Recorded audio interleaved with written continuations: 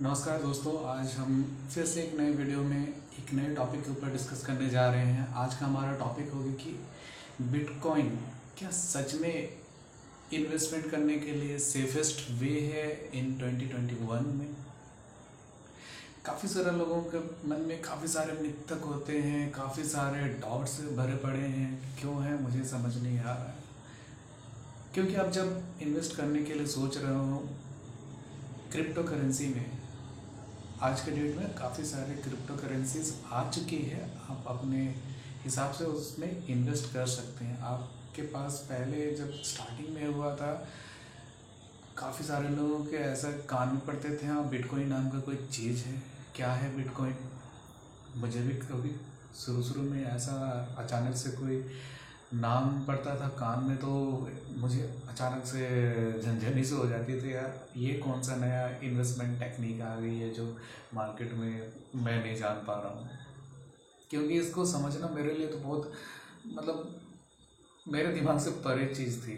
लेकिन धीरे धीरे जब काफ़ी सारी चीज़ें होने लगी मार्केट में, और सबसे पहला ये मैं आपको बताते चलो कि ये सबसे ज़्यादा हाइप में आया था जब एक टाइम पे एक हैकर आया था, एक हैकर का एक गैंग आया था जो बड़े बड़े लोगों के अकाउंट हैक कर लेता था और उनसे बिटकॉइन मांगता था।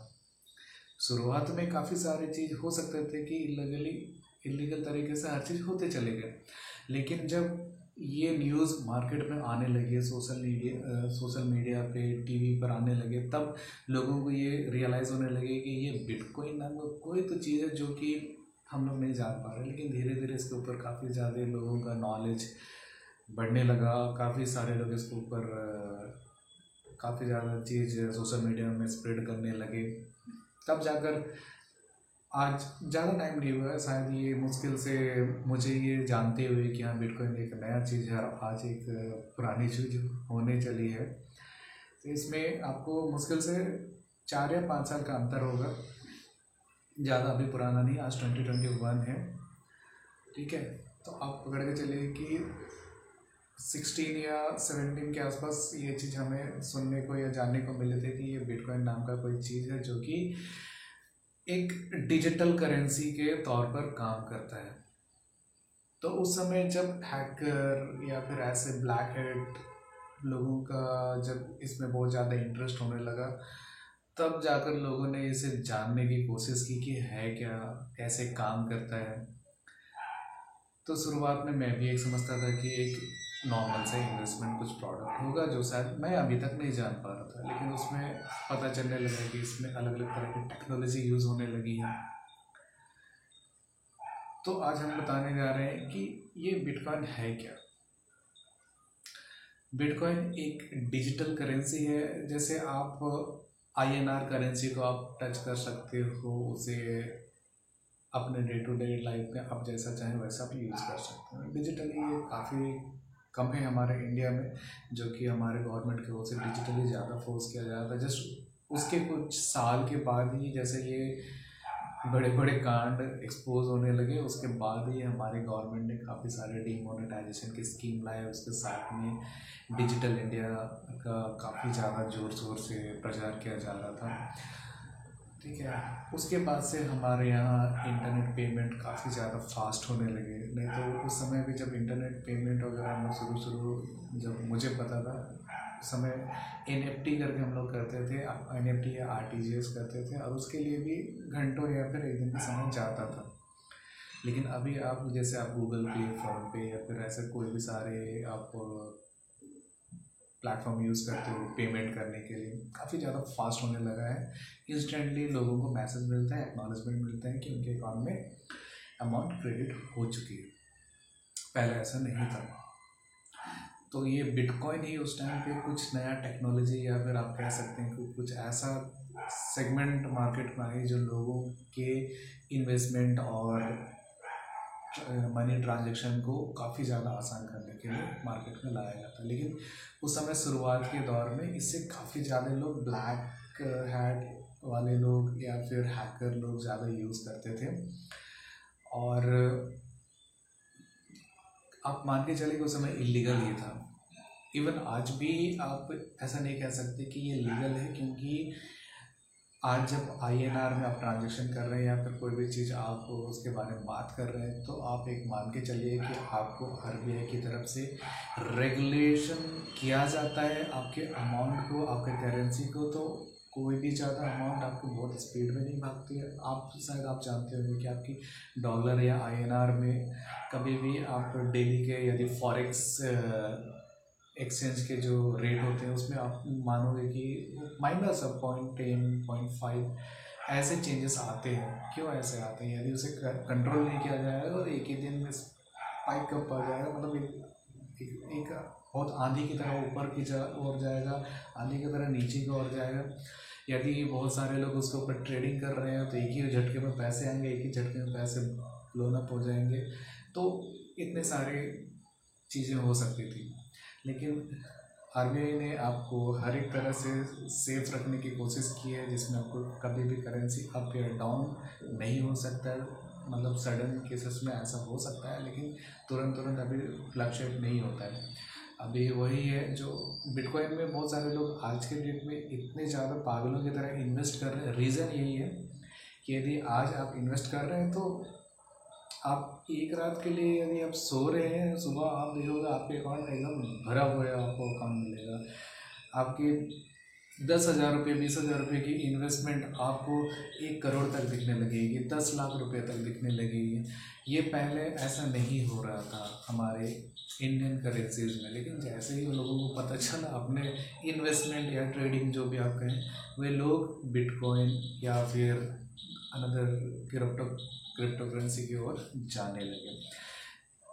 अब ये भी मान के चलिए कि यदि काफ़ी सारे लोग उसमें पैसे कमा रहे हैं तो कुछ लोग गंवा भी रहे हैं, क्योंकि हर जगह डिमांड एंड सप्लाई का काम करता है। कोई तो डिमांड कर रहा है और कोई तो उसको सप्लाई कर रहा है। ज़्यादा डिमांड है तो रेट भाग रहा है। और मैं ये भी आपको बताता चलूँगा, जो करेंसी है, जैसे हमारे देश में एक लिमिटेड करेंसी छापे जाते हैं RBI के परमिशन के साथ में, और काफ़ी सारे इंटरनेशनल उसमें इंटरफेरेंस भी होते हैं।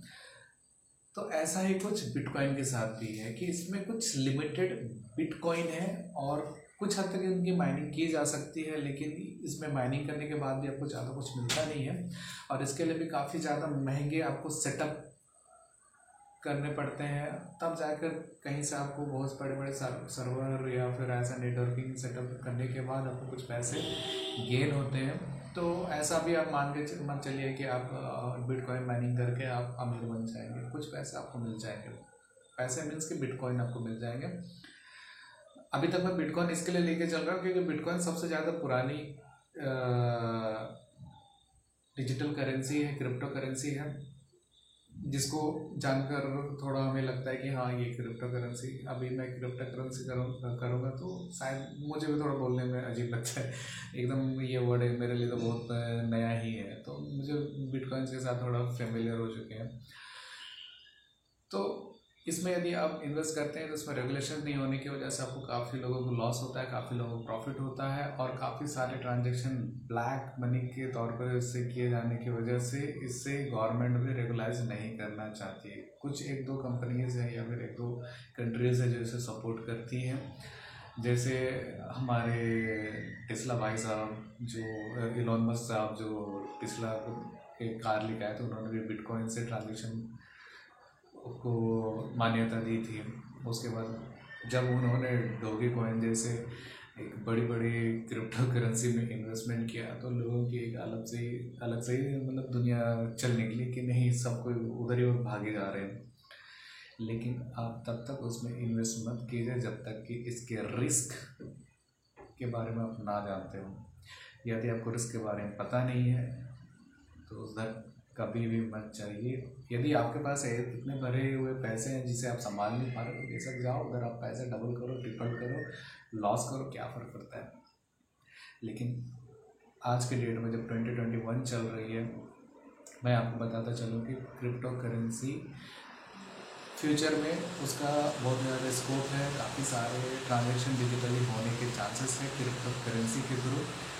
तो आप भी यदि इन्वेस्ट करना चाहते हैं तो बेशक कीजिए, ट्रेडिंग करना चाहते हैं तो बेसिक कीजिए, लेकिन काफ़ी ज़्यादा सेफ साइड लेकर चलिए, क्योंकि अभी कुछ भी सर्टन नहीं है। क्योंकि काफ़ी सारे क्रिप्टो करेंसी तो बड़े बड़े लोग हैं जो एक्वायर करके बैठे हैं, और टोटल क्रिप्टो करेंसी का 30% 20% एक्वायर करके बैठे हैं।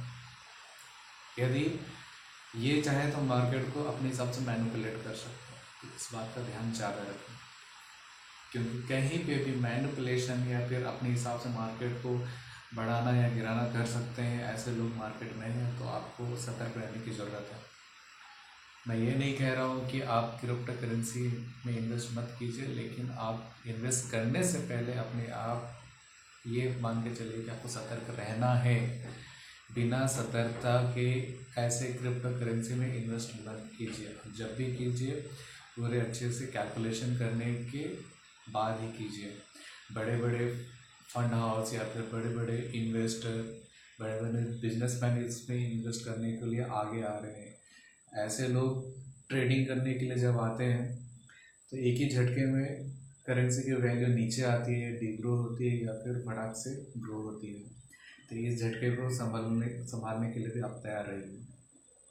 बस इतनी सी सावधानी आपको क्रिप्टो करेंसी में थोड़ा था आपको स्टेबल बना सकती है। मैं आपको ये नहीं कह सकता कि हाँ कितना आपको इन्वेस्ट करना चाहिए, कैसे आपको हैंडल करना चाहिए क्रिप्टो करेंसी के इन्वेस्टमेंट को। इसके बारे में हम थोड़ी तो कुछ नॉलेज लेकर आपको बताने की कोशिश करेंगे, क्योंकि मैं भी इस टॉपिक के ऊपर मैं ज़्यादा नहीं बताना चाहता हूँ। मैं कुछ इन्वेस्टमेंट करने के बारे में सोच रहा हूँ। इन्वेस्टमेंट करने के बाद मैं आपको इसके बारे में डिटेल में बताऊँगा कि मुझे कैसा इसमें फ़ायदा हुआ या नुकसान हुआ, या फिर उसका सेफ साइड क्या है, या फिर बहुत ज़्यादा गलत चीज़ क्या है। मिलते हैं नेक्स्ट वीडियो में कुछ ऐसे ही इम्पोर्टेंट फैक्टर और इसी तरह के नॉलेजेबल वीडियो के लिए हमारे इस चैनल को सब्सक्राइब कीजिए, घंटे का बटन जरूर दबाइए। जब भी मैं वीडियो अपलोड करूँगा आपको मिल जाएगी नोटिफिकेशन। आपको अभी एक काम करना है, शेयर करना है, लाइक करना है और नीचे कमेंट करके बताइए कि क्रिप्टो करेंसी के बारे में और आपको क्या जानना है। मिलते हैं नेक्स्ट वीडियो में, तब तक के लिए बाय बाय।